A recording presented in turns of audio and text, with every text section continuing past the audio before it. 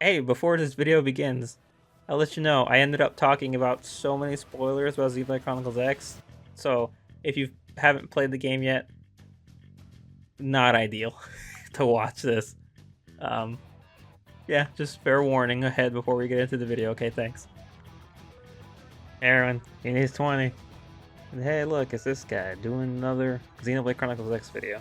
I went to do, because like the first one was just very reactive. It's like, oh my gosh, X definitive? What? How? Like just more confused than anything. Overview, maybe a little complaining. But I think it's fair to talk about the game more than that because there's a lot more than that to it. And I realized I didn't get to talk a lot about, and I didn't, stuff that the definitive edition could improve. Because, like, obviously, I've made it no secret, my biggest issue with the game is the story, which I just went through a comment section on a different video, just reading comments, and I see every so often when people bring up the story, they're like, yeah, it's not great. It's like, that seems to be a prevailing thought, and I think there's no way anyone could not think that. I mean, I don't know, I guess it depends, but it seems to be an overwhelming consensus that I've seen. So yeah, at least compared to Xenoblade 1 and 2, no.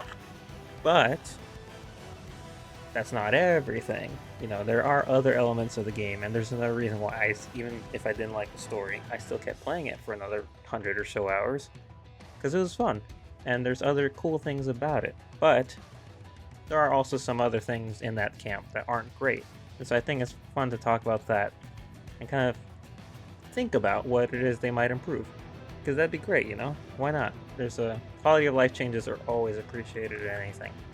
And I guess the important thing is to kind of think back to Xenoblade Definitive, for the first one, and think about the stuff that they changed for that, because it wasn't just the character models that got touched up. I think quest tracking was a lot more easier in Xenoblade Definitive than it was back in the original. I should bring up a list of all the changes that they made to Xenoblade Definitive. So I tried to look at some lists real quick, and there's not actually a lot as much as I thought.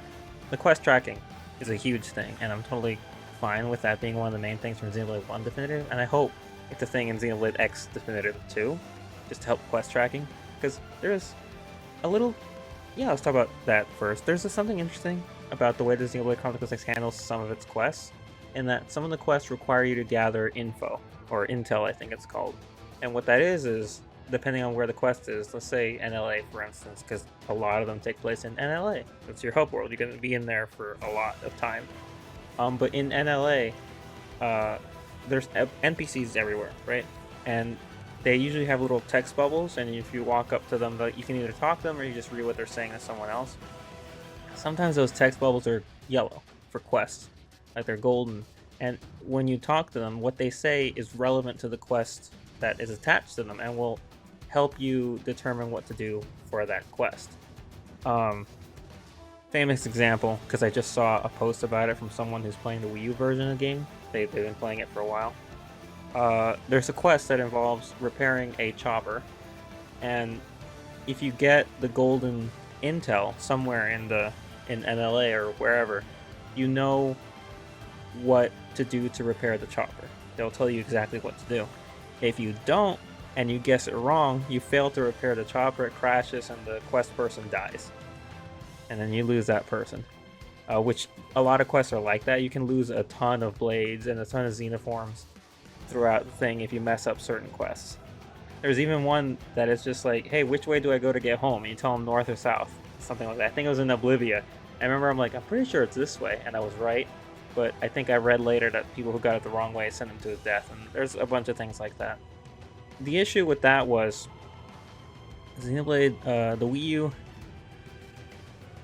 it wasn't the best for handling Xenoblade Chronicles X in a lot of ways, especially when it came to draw distance and pop in.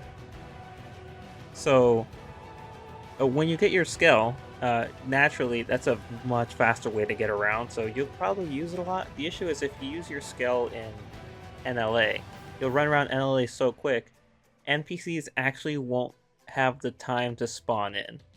So if you're running around NLA in your skill, some of those NPCs with the golden intel just won't spawn, even if you're running around because they give you like a circle, like oh, your objective is in this area, and they just won't spawn. because it's taking too long and you're moving too fast. So it's like, well, then you got to go on foot, and sometimes it's really annoying. And somehow they always jam the NPCs you need to find in really weird places. At least if I recall correctly. Anyway, that aside, there were packs on the Wii U to speed up certain things, like whether it's monsters or environments or people, to help the loading times.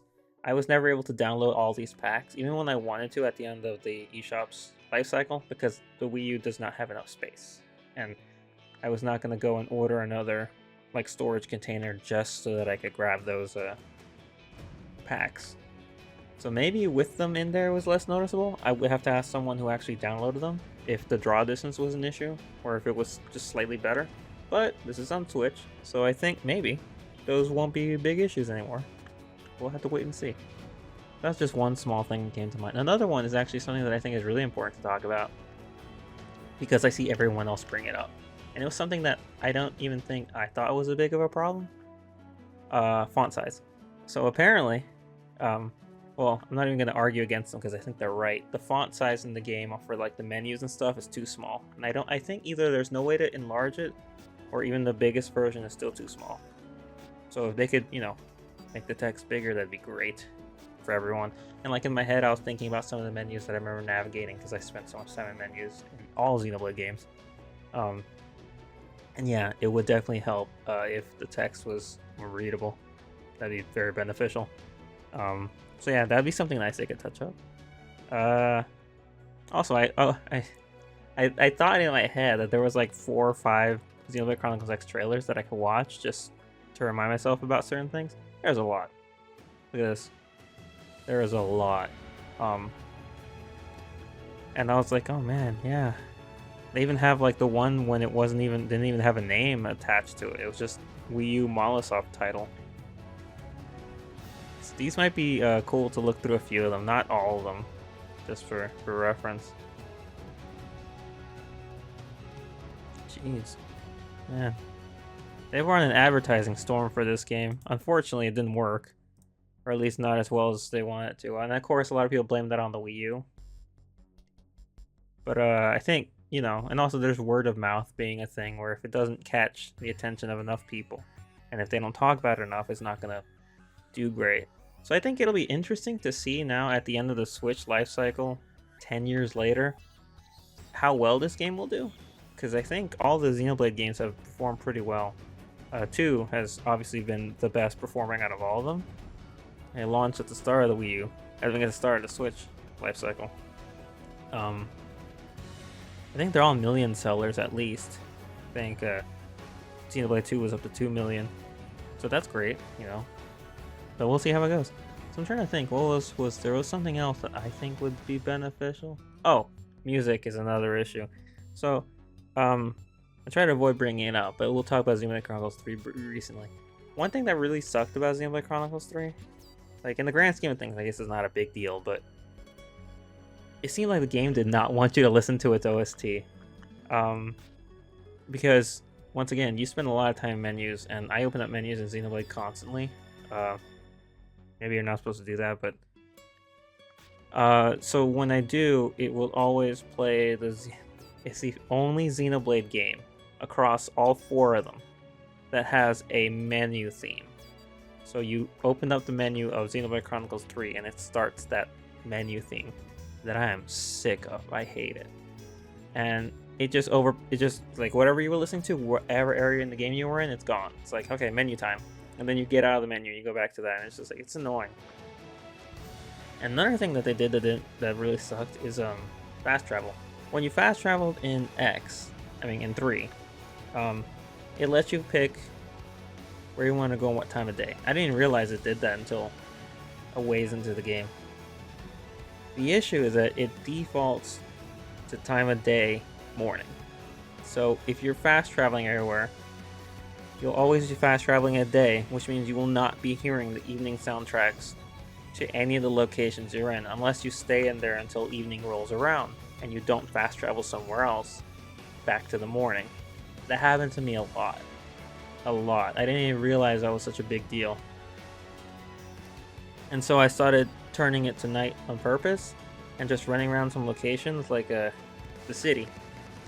When I heard the city night theme for the first time, I was like, why have I not heard this before? Like, it's so weird to have been playing this game for this many hours and just not having the experience of the full breadth of its soundtrack. It's insane for a game that has like what, several hundred tracks on. I don't even remember how many Xenoblade 3 had by the end of it. X is not that. It's not that serious, thankfully, because X's OST is good. Like for all the shit I give X and all the things I'm a little mixed on, the OST is great. I'm never gonna deny that because it is. Even if I know people like to shit on what is it, the NLA theme, which you will be hearing a lot of. Because you are gonna be spending a lot of time in NLA. You gotta get used to it. But Xenoblade X's issue, in similar vein to 3, is less about the main menu and just other themes taking over other themes. So if you've never heard Xenoblade Chronicles X music, definitely recommend listening to a few of the themes. Obviously nothing too spoilery.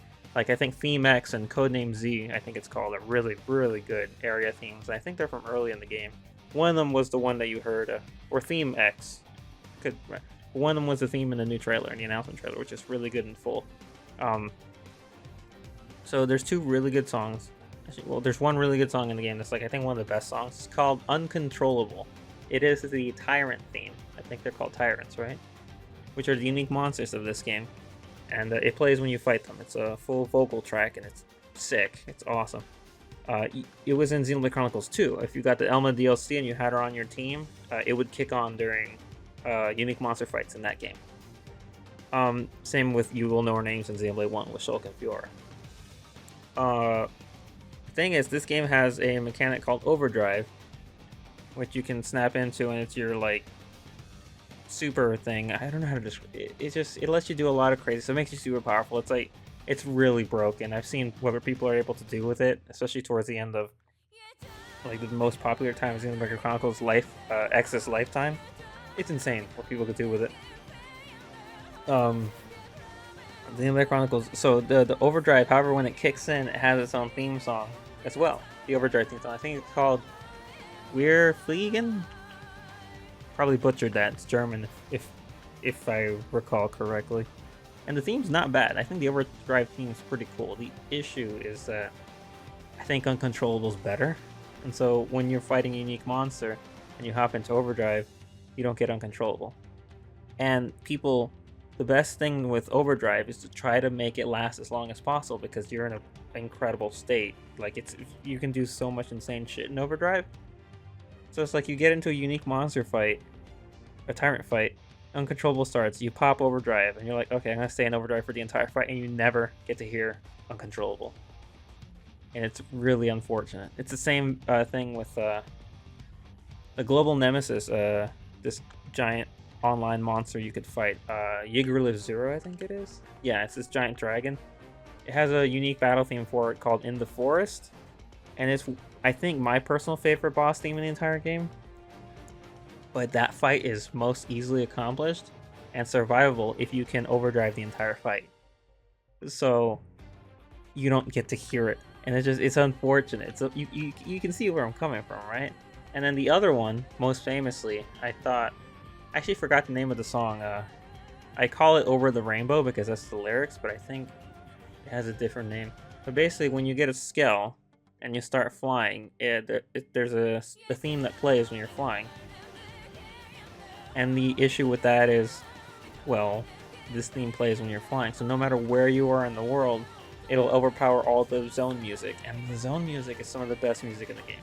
Over the Rainbow is not bad, but the Oblivia Day theme, Oblivia Night theme, I mean, Noctilum Day, Noctilum Night, Sylvalum Day, Sylvalum Night, some of the best themes in the game. I think Noctilum Day and Sylvalum Night are, I think, my favorite area themes in the entire game. But Oblivia, Cauldros, and Primordia all have great themes too. And you can't hear them if you're flying in your Skell. And flying in your Skell is like the best late game way to explore the world, because it's so big. Of course, you can just run around if you want, or drive around in the wheel form. But like when you see a giant cliffside or something you want to climb up, it's like, do you want to run up there, try to drive up there, because it can get awkward with the driving of the Skells in certain places. I just want to fly up there. And so it's like for like the 10 seconds that you fly, the music is just reset. And it's just like this really unfortunate thing. So basically the long short of it, I guess now that I've spent so long talking about it, is it would be nice if those were disableable. But the issue is Microsoft has never done that before. They've never done that before. It was a huge issue. People hated it in Xenoblade Chronicles 3 because of the chain attack theme overpowering everything else, including the final boss theme, which, granted, the final boss theme in 3 wasn't great, so whatever. But it literally overpowered everything else, and it was really annoying. And then the DLC comes out, that was still the same. They did not change that. So, I don't think it's going to change. I wish it would, because Xenoblade Chronicles X has an actually amazing OST. So I guess if it doesn't change, all I can tell people is try not to fly a lot. It's like, I mean, like unless like, I don't know, just I guess I don't know. I guess there's no way to avoid it because flying is so convenient. Speaking of that, I remember this. Speaking of scales, I remember it being an issue. I just saw comments about it when people are like, "Man, I can't wait for new players to experience how long it takes to get a scale," and I'm like. I'm trying to think, like, how much of a problem was it to me, personally? Because it's been so long, I can't remember. I'm sure someone else out there knows better, but I don't remember when, because the main story of the game is divided into 12 chapters. I don't remember after which chapter it is that you can do the scale license exam. And the scale license exam, I think, is actually pretty cool conceptually, because Blade, the organization in X, is divided into, I believe it's 8 divisions. So let's test my knowledge and see how well I still remember this shit. The thing is interceptors, harriers, curators, prospectors.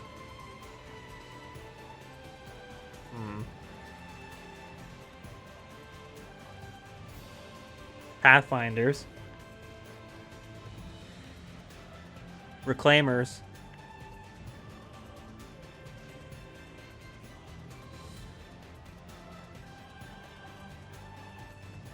What are the engineers called? The ones who work on the scales like Alexa. Outfitters.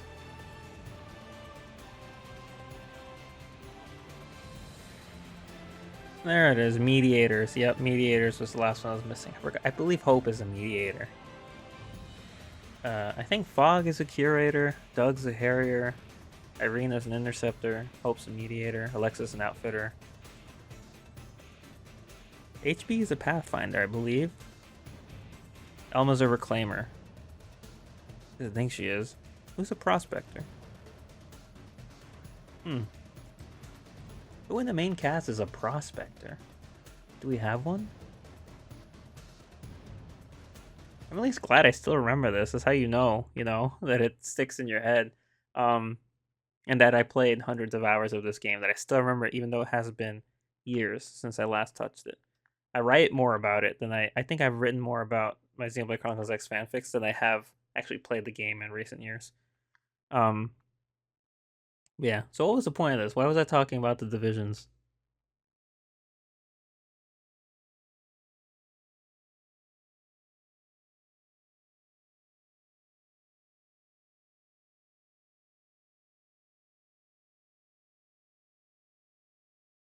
I don't even know what led me down this tangent. Oh well, that's fine. That was fun to know. Oh, here we go. So do we have a prospector? Oh, Fog's a prospector. Then who's a curator? For some reason I thought that was him. Murderous is a curator? And Mia. Okay. I was right about HB being a pathfinder though. Okay, yeah. Cool, good to know. Alright, I guess I got Fog's position mixed up. Sorry, Fog. I like Fog, but Alright, so let's look at one of these trailers just for the heck of it and see. So there's a 2014 trailer and a 2015 trailer.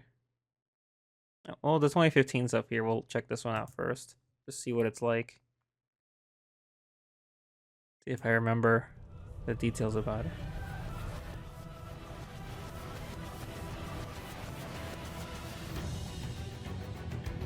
That music's great. I think one of these trailers was in Japanese, if I recall correctly.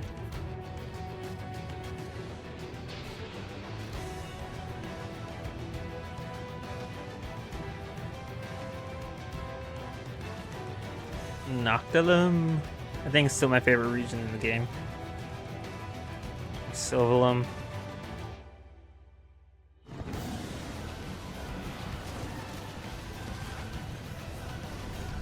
I asked the Telethia.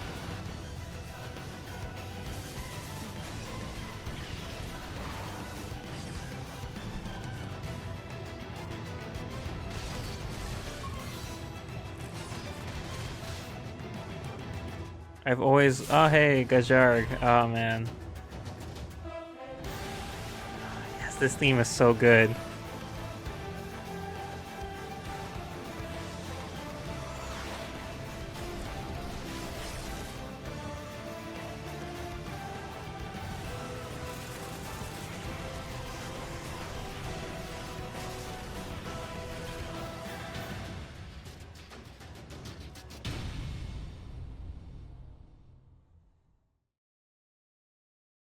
Wow, that was nice.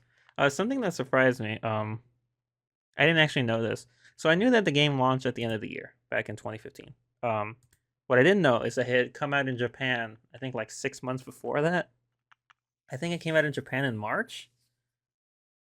Well, this one's gonna come out in March, so I doubt it. But basically, way earlier, not in December. I was like, really? Surprising. I think all the other ones released at the same time worldwide. Or at least 2 and 3 did, I'm pretty sure. I don't know about 1 did not, obviously. That was the whole point. X did though. That's surprising to me. Then again, I guess back when Xenoblade Chronicles X was in its advertising phase, I don't think I was in. Yeah, because I didn't like join the Discord or get into the community of the game until after I'd beaten it, I'm pretty sure. So I don't know how it was in the lead up to it. Just me personally was excited because I love Xenoblade 1 so much. You know. You know how it goes. Gosh, music's good. That's an exploration trailer. I'm sure they probably had a lot of these.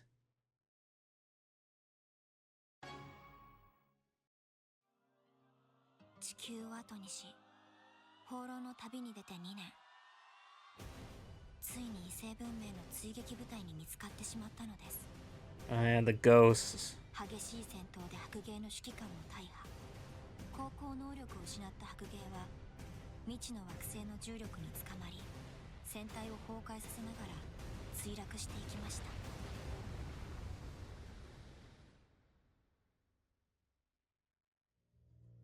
9 years ago, yep. I think this is that music from the beginning of the game.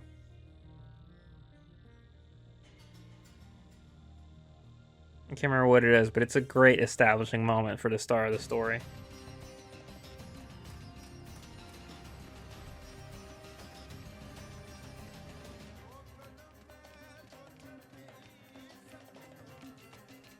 Good times. Yeah, they went hard. Oh man, just they went really crazy on the design of this world. Which I mean, to be fair, good. Obviously, if they're gonna make this giant place, then they should do everything they can. I think this one. Oh my gosh. I think this game had like the most difficult time trying to navigate areas because like the concentration of enemies and enemy levels was just insane. Also, I don't think this game had fall damage. I think that was the thing. Yeah, so what I mean by that is like everywhere you go, you'll find enemies on level and you'll find enemies way above you. It's like it's mixed, it's casual all over the environment. It's really hard sometimes to navigate properly. It makes getting places difficult.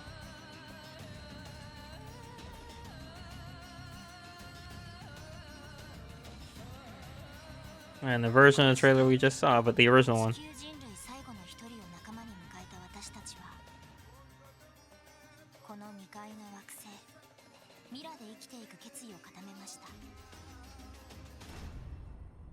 Yeah, I mean, it does this job, exploration trailer, showing off what the world looks like.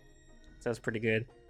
I will say, looking back at that last trailer where they show the opening sequence of the white whale and everyone escaping Earth, and the ghosts and the ganglion destroying it, you can clearly see an explosion. Like, I'm sorry, like there's one plot point that I think is so dumb, and I don't know why it was introduced at like the end of the game, and I don't know what it's trying to imply, is that the Earth was not destroyed at the opening of the game. Something I think Lynn says at the end of the game, or something like that. Someone says, I think, tries to make that argument. I'm like, no, it was. We saw that. The whole premise of the entire game is that it was destroyed. And you can clearly see in that explosion the Earth exploding. It's gone.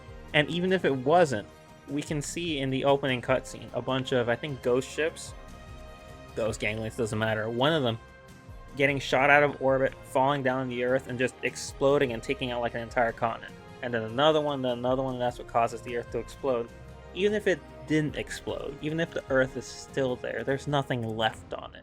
All the continents have been wiped out by the debris from the fight. So it's gone. If I swear, if they're like, nah, it's fine, it didn't actually blow up, I'm like, no, you can't just lie to us. After all this time, we saw with our non-lying eyes what was happening, and we were told by some of the people what happened. It would just be like a weird. I would classify that as a bad retcon if they come back and say, no, the Earth's not gone. Similarly, another thing that I'm really not happy about is, and this is, I guess, a personal thing. It was not so much of an issue back when Xenoblade Chronicles X came out the first time, because the game was not advertised to be connected to 1 at all, and it wasn't. But after Xenoblade Chronicles 3 and after Future Redeemed had its weird radio that seemed to connect vaguely to Xenoblade X and even Xenosaga, now it's become a whole different kind of problem. I'm not happy about it. Even a friend of mine on Discord that I talked to a lot, who I thought she would be happy to hear that, because I know she's a much bigger fan of X than I am. The first interaction that I had with her about that radio was her saying that she doesn't want X to be related to the other ones. So I should go look up what she said so I'm not misquoting her. Give me a second. Okay, I looked it up so I make sure I'm not misquoting her. Yeah, in essence, she had said she doesn't want X and Xenosaga to be related. She wants them to be their own thing, and I completely agree. I would rather it be that. And after Xenoblade Chronicles 3, there's so many people are trying to be like, so it's actually connected, and they're trying to make all these theories and like force the games to mesh together, and I'm like, it's not gonna work. And I think the one reason that it shouldn't work, and I don't want it to work, is the same reason that I pointed out back after I played Future Redeemed and had that discussion about it. The one thing I hate about Xenoblade Chronicles 3 is that it completely undoes everything I like about Xenoblade Chronicles 1 and 2 in order to have its stupid plot happen and its shitty resolution. I don't give a fuck, right? So at the end of the game, it for some reason is like, okay, the world's united, everyone's happy, yay, we have one Earth, cool, good. And then we see like a light flying towards it, and speculation is speculation is speculation. Some people assume Cosmos, some people assume Elma, who knows? And the reason that they assume Elma is because she comes to Earth in the 20s, in the 2020s, I think. I could be wrong. They say it. I'm pretty sure they say it in the game. And then her coming is the impetus that leads to the start of the ECP, Project Exodus, and everything, and building the Ark ships to escape the Earth before, and survive the extinction coming from the ganglion and the ghosts are going to show up, right? And then they get there, everyone tries to run away, the planet explodes, White Whale gets away, then the crash on the mirror. Okay, right. If they try to connect that, Elma arriving on the unified Xeno 1 and 2 worlds as being the impetus for Xenoblade X, then that also implies that the worlds of Xenoblade 1 and 2, which you played two separate games to save, and then they fuse, and then they get blown up. And those some people are like, well, yeah, I mean, not everything's a happy ending. I'm like, that's way more than just not being a happy ending. That's bullshit. Alright, I didn't do all that. I didn't see all that with Shulk and company and then Rex and company and do all that to save their worlds just so they could be blown up so that X could be brought into canon. Fuck that, okay? So that's my stance on that. So no, they're not connected at all like that. It being Cosmos is a bit weirder because I don't have Xenosaga knowledge, so I don't know what it would mean if that was Cosmos. It's just, I don't know. So I'm not going to speculate on that, and I'm not going to say anything more than that. I just know that if it's Elma, it ruins everything about Xenoblade 1 and 2. I'd rather keep them separate, just for that reason. And I don't want there to be any connection. It's like this freaking, the asshole, the Dark Knight at the end of, the Black Knight at the end of the trailer there. Everyone's like, oh, it's definitely David Mencken, it's definitely Malice. I'm like, oh my, I really hope it's not. I really hope it's not. Like, I doubt it. Because some people have said in the Japanese version of the trailer, when the Black Knight speaks, they can tell that it's definitely not Malice's Japanese voice actor. I don't know his name.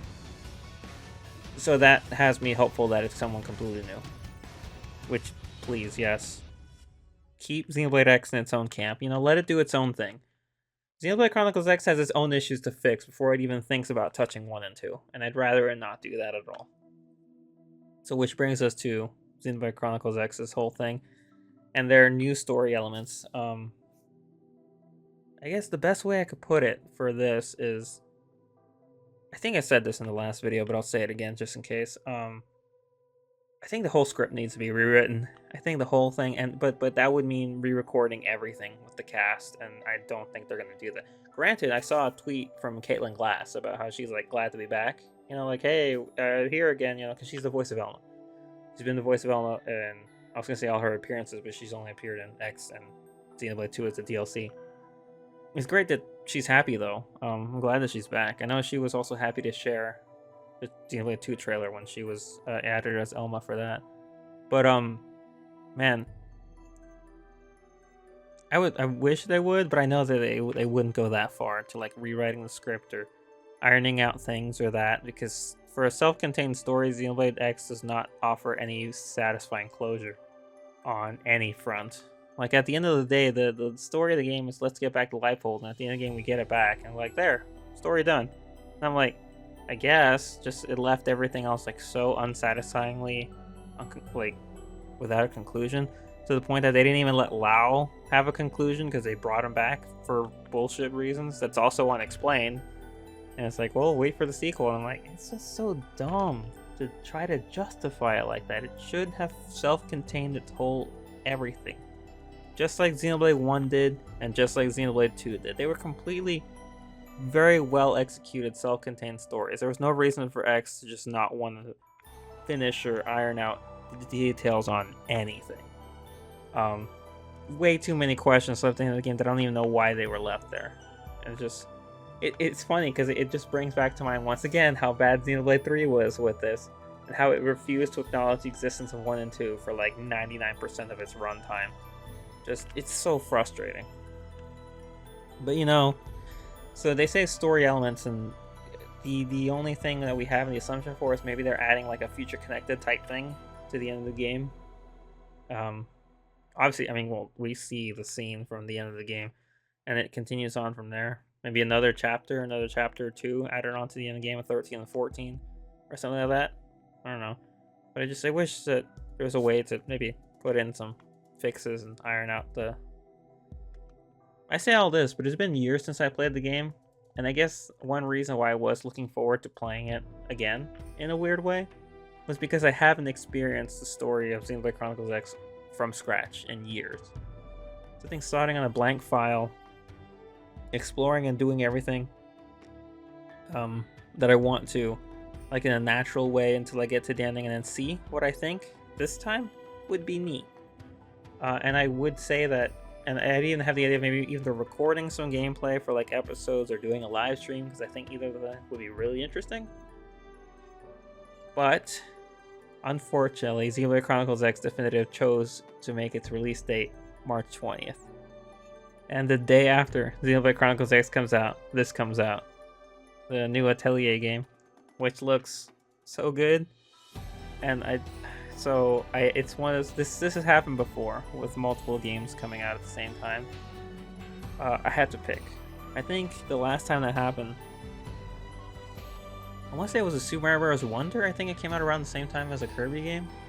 And I had to choose one. I chose Super Mario Bros. Wonder. It's either that or something. But basically, it's happened before where there were two games I really wanted.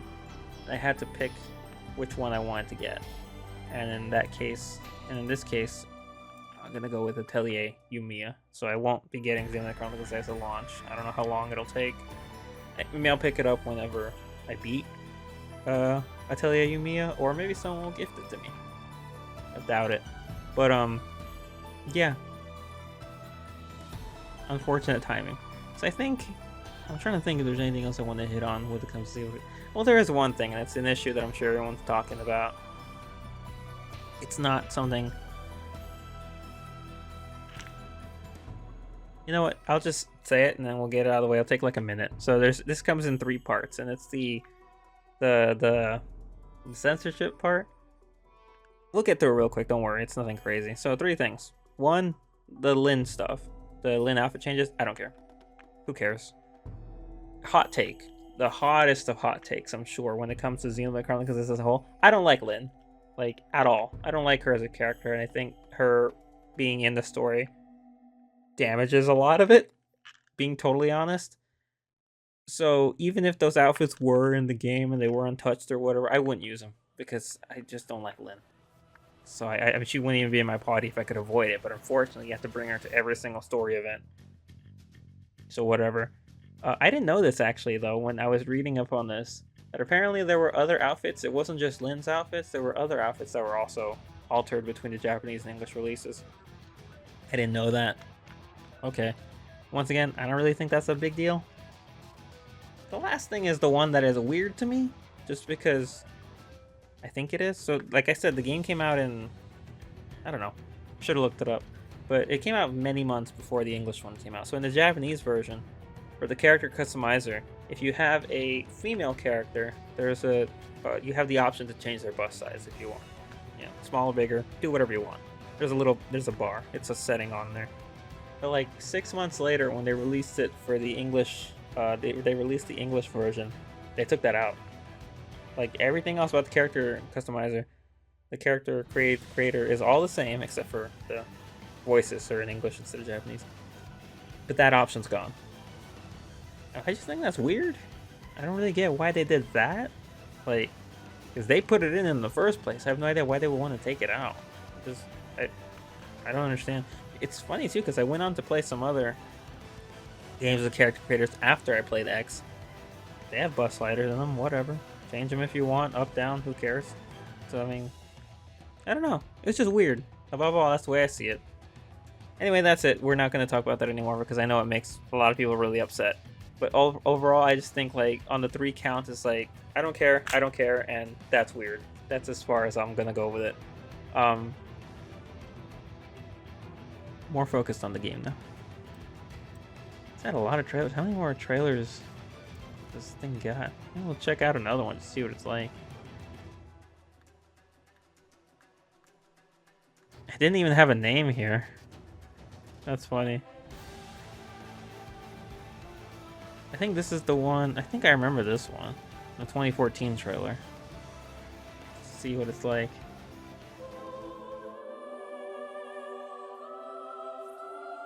I hope the audio's not too loud.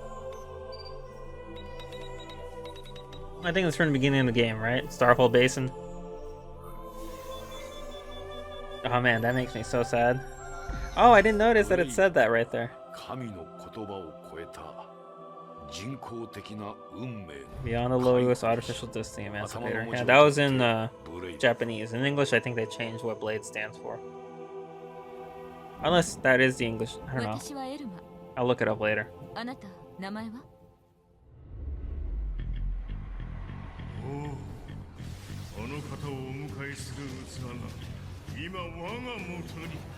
Oh, I know this music too.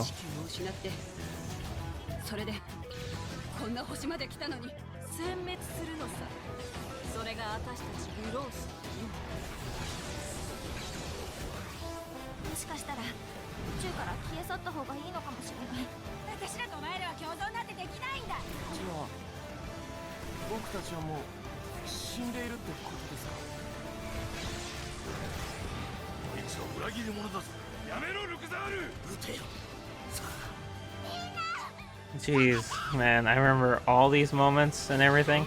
And I think I even remember the context for a lot of these lines of dialogue. I think.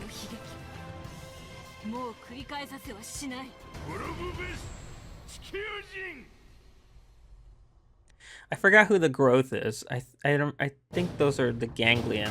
Their Japanese name at least. Oh, this motherfucker. He's gonna ruin the game for me. I'll try to. Whenever I get around to playing it, I'll try to pit like.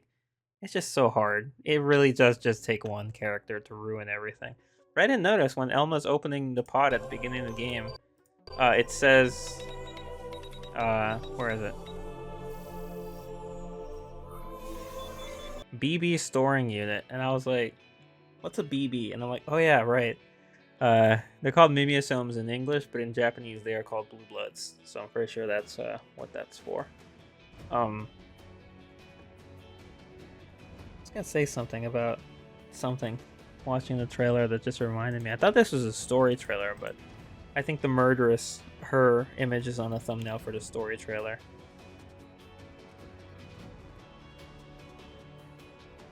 Yeah, but man, like, it's so crazy because like the opening cutscene where they show also like, can I just like, you see all these skulls hanging out around the white whale? Would you consider that flying? Because like a whole thing, when you first get a skull in Xenoblade Chronicles X, it can't fly.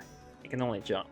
And one of the side quests involving Lynn's trying to develop the flight module or whatever. It's a really long, really frustrating one from what I remember.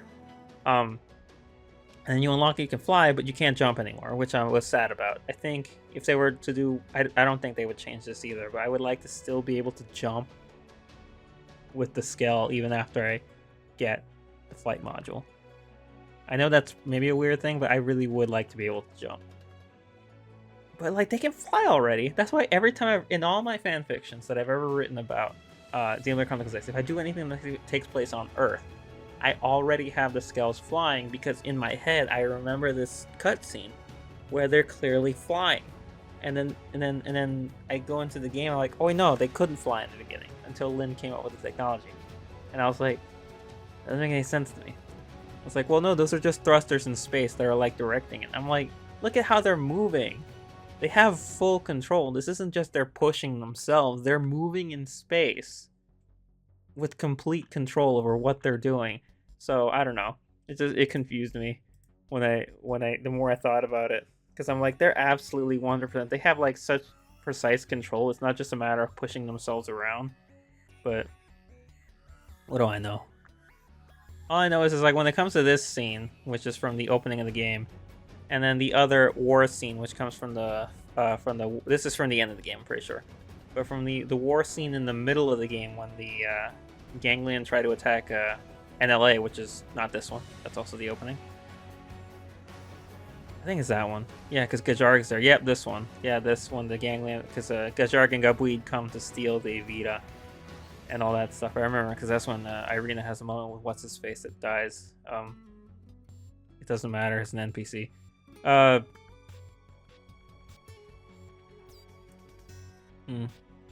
It's just like I look at those scenes and I wish there was more. And Xenoblade Chronicles X does not have enough of those really awesome moments. I wish it did. Like, I know it's a small thing, but I think back to Xenoblade Chronicles 1, Xenoblade Chronicles 2. I think even Xenoblade Chronicles 1, you could think about either the opening, the attack on Colony 9, and the first fight against Metal Face, and then the fight against the tentacle thing in the Bionis leg that grabs Juju, and then the fight against Zord. The cutscenes for that and the way that they're like that the action is shown is really awesome, and it continues. And the same with Xenoblade Chronicles 2 and like the opening fight against Malos on the ship with Pyra and everything, all the way till the end of the game with the final fight against Ion. Just those cutscenes are so cool. Xenoblade Chronicles X does not get that. It doesn't. It has that really awesome opening cutscene that's like insane, like the escape from Earth and the giant space war. And it has some of the cutscenes surrounding the invasion of NLA by the Ganglion. and then that's it. There's not really any other cool that I could think of awesome action moment, and which really sucks because I think it would be cool to see these characters just do cool shit. Like, I don't know. I mean, Elma, her fighting style is she's got twin swords and twin guns, and a lot of her moves are cool. And I think like fully animating them would look pretty awesome. To say nothing of the rest of the cast, the big cast with a bunch of different weapons and stuff. So you know, I wish they were more active in cutscenes. And I mean, when it comes to the story, I think another big downfall in X's part is that the villains suck. Granted, the other ones, what are they called? Mobius and 3 suck more. But the villains in this one, they're so, like, unimportant. Like, I'll just go with the first one, Goetia, the first one you meet. When you fight her twice, in Nocturne and in Oblivia. The Oblivia scene's cool, because it's one of the few times that I can remember. Someone else will have to correct me in the comments. It's one of the few times that we get to see, because I think something interesting about having characters who are more mature or in control or just more serious is seeing what it is that sets them off, right? In the case of Elma, I think she's interesting, and she's my favorite character in the whole game. She's the one that I feel like gets the most work, because she is the main one, and I wish she was straight up just the main character. But it's interesting because of how she clearly knows more than she lets on for most of the game, and she's pretty comfortable in her position and with her personality to stay at the level that she's at. And it's only in Oblivia, after Goetia destroys the second Lifehold core, I think it's one of the few times in the game that it actually gets to her, and she gets mad. It's really cool moment before the second Goetia boss fight. And for that fight, Goetia is in a Skell. In a ganglion Skell. I forget what hers is called exactly. I think Elemental or something like that? I don't know. But you have that fight with her after Elma's big moment, and then you kill it, and when you go into the cutscene after the results, the wreckage is just there. It's like smoking, and that's it, and then we move on. And it's like, oh, we killed that ganglion commander, and no one gives a shit. Same thing happens to Dagon and Reese later. Same thing happens to Luxor himself when he dies at the end of the game. Just, they don't care. No one cares. And it upsets me, because I'm like, these are the bad guys. These are the guys responsible for wiping out the Earth, you know? It's weird that they approach it so dismissively. I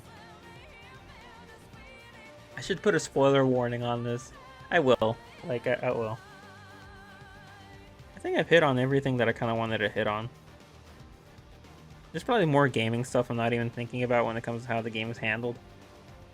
And I don't mean like terrible things that I hate, but just things to make the game even better, you know? Like, a font size is like such a small thing, but a lot of people would... Oh, how could I forget? 15 minutes later, and I completely forgot to bring up audio mixing. How could I forget? There's some scenes in the game that take place in, I think, like the central tower, the Blade Tower, where the characters are talking and discussing what they're gonna do. And during those cutscenes, there's music playing in the background. It's like an audio track. I don't know which one it is. It gets loud. It gets so loud that it literally drowns out what the characters are saying to each other. It's insane. I was like, okay, who let this happen? And it's not once. It's not once, if I recall correctly. There's several times where the background music just prevents you from hearing whatever they're talking about. It's insane. So hopefully they rebalance the audio. That'd be nice. For the story cutscenes. That'd be cool. Alright. Can't believe I almost forgot that. I think that's it. Like, I think part of me imagined like a whole nother rant about Lau, but I really just don't want to talk about him again. Like, just his reasons for betraying humanity and then betraying the ganglion are so stupid. They don't make any sense. I don't know how people think that he's a good villain. Like, for people who shit on all the villains for this game, and rightfully deserved, people love to give an out for Lau. They're like, yeah, all the villains suck. Well, except that one. And I'm like, no, he sucks too. I have no idea why you guys think he doesn't suck. Like, what did he do? What did he say? What is it just because it's Matt is it Matt Mercer who does the voice? Now, is it just because of his voice actor? Like, what is it that people are so willing to give Lau, like, a break? And I'm like, he doesn't deserve it. It's like the same thing with N. It's like because he's the best of a bunch of terrible villains, you're like, yeah, he's amazing. I'm like, nah, not really. He's alright compared to everyone else. It's like, once again, if everyone is on the floor, like if everyone's lying down on the floor and you have one guy standing up, or like on his knees, I guess technically he is higher than them, but not by much. Like, come on. Like, whatever. We won't get into that. Anyway, yeah.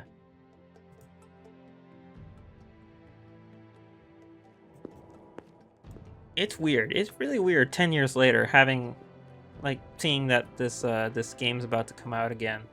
And just having this view on it, like, from someone like me.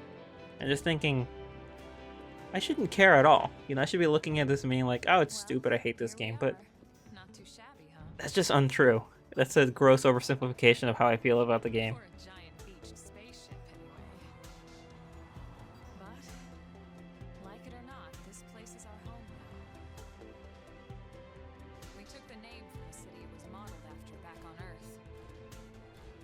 I'm still so curious as to how it's gonna do. Like, legitimately. Being on the Switch, being at, like, that's the thing I'm most interested in learning about after it comes out. Like, not, like, beyond review scores or whatever, I don't care. I just legitimately want to know, like, how it performs. If it can match up to the other Xenoblades.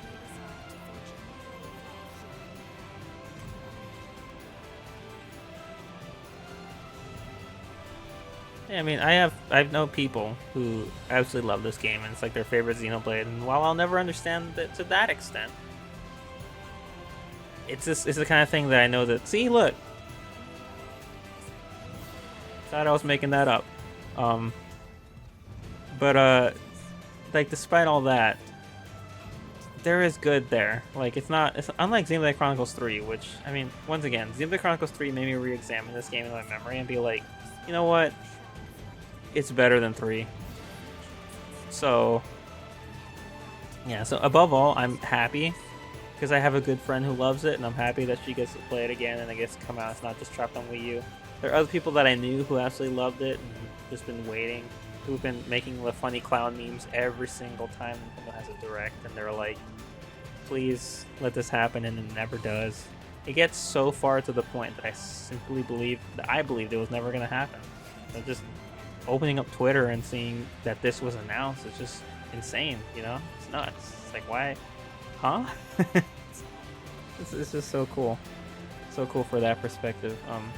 So yeah, I guess we'll see what happens. Anyway, everyone, we got 5 months. 5 months. Yeah.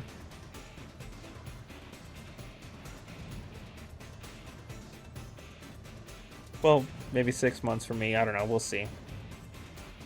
I was kind of hoping, like, in my head, I was like, it would be cool to start it again with everyone, but at the same time, it's like, I really want to buy 2 brand new games at the same time, especially because, they're both RPGs, but I know already, because I've played this one before, how long it'll take to play through. So it's just like, and I don't want it to get in the way of the new Atelier, and I don't want the Atelier to get in the way of this, because I want to devote my attention to this, so I can give it a fair second look. So, yeah, choices have to be made. Anyway, that's all I got. Really curious about how it's going to turn out, how everything's going to go, especially with the new stuff. I guess that's a disadvantage for not picking up on launches. I'll probably be spoiled for whatever the new stuff is, but what can you do? Anyway, until next time, everyone, thanks for watching. Hasta.